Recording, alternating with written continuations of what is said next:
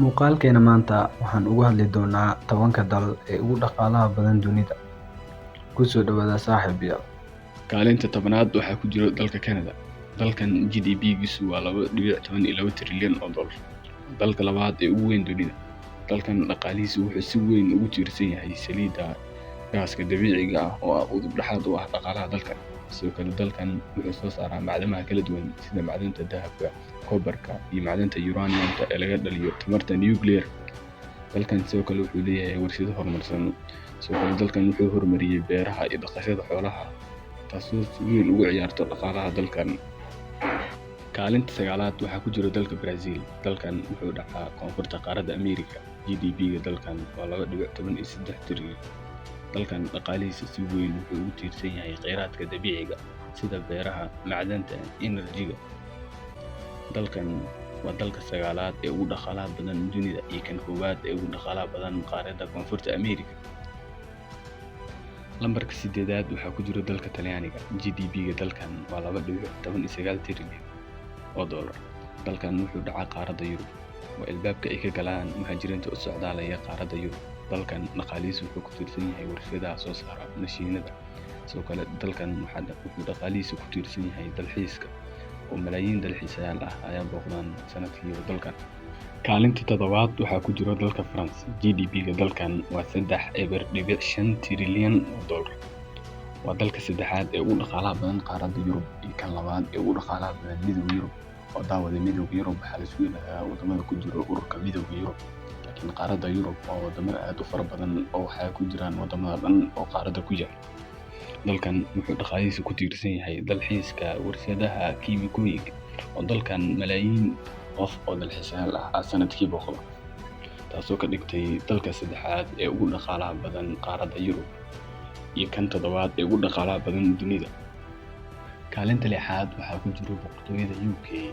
GDP-ga dalkan waa 3.33 trilyan oo dollar. oo daawada markii UK lagu leeyahay oo wadamada sida Scotland, Northern Ireland, Wales iyo England. Dalkan dhaqaalihiisa wuxuu si weyn ugu tiirsan yahay tiknoolajiyadda, warshadaha, gaaska iyo saliidda, taasoo ka dhigtay dalka lixaad ee ugu dhaqaalaha badan dunida. Lambarka shanaad waxaa ku jira dalka India. GDP-ga dalkan waa 4.11 trilyan.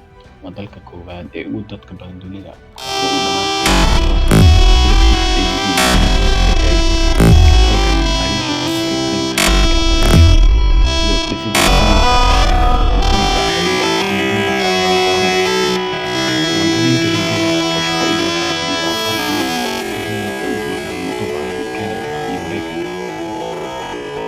taasoo India ka dhigtay dalka shanaad ee ugu dhaqaalaha badan dunida.